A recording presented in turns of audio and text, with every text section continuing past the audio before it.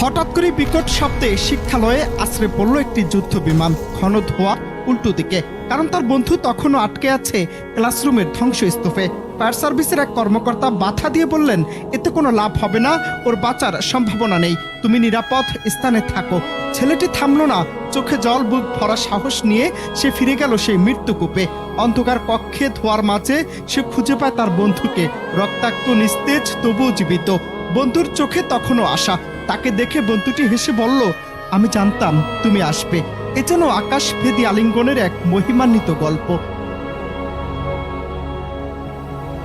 মৃত্যুর দ্বারপ্রান্তে দাঁড়িয়ে থাকা একজন মানুষ যে জানে তার সবচেয়ে আপনজন তাকে ভুলেনি। ছাত্রটি বন্ধুকে কোলে নিয়ে আসে বাহিরে, কিন্তু কপালের নির্মমতা, হাসপাতালে নেয়ার কিছুক্ষণের মধ্যেই মারা যায় সেই আহত বন্ধু। সামাজিক যোগাযোগ মাধ্যমে এই অসাধারণ বন্ধুত্বের গল্প ভাইরাল হয়ে পড়েছে ইতিমধ্যেই।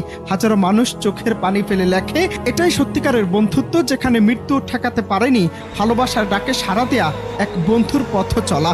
এটা কি শুধুই বন্ধুত্ব, নাকি সীমাহীন বিশ্বাস আর প্রতিশ্রুতি? যুদ্ধবিমান বিধ্বস্তের ঘটনায় নিহতের সংখ্যা বেড়ে এই পর্যন্ত ৩১ জনে দাঁড়িয়েছে। দুর্ঘটনায় আহত হয়ে বিভিন্ন হাসপাতালে ভর্তি আছেন ১৬৫ জন। মঙ্গলবার দুপুরে আন্তঃবাহিনী সংযোগ পরিদপ্তর আইএসপিআর এক বিবৃতিতে তথ্য জানিয়েছে। আইএসপিআর এর বিজ্ঞপ্তিতে বিভিন্ন হাসপাতালে নিহত এবং আহতদের সংখ্যা তুলে ধরা হয়েছে। এর আগে সকালে প্রধান উপদেষ্টা স্বাস্থ্য বিষয়ক বিশেষ সহকারী অধ্যাপক ডাক্তার মোহাম্মদ সাইদুর রহমান যুদ্ধবিমান বিধ্বস্তের ঘটনায় ২৭ জন নিহত হওয়ার তথ্য জানান। এর মধ্যে ২৫ জনই শিশু বলে জানান তিনি।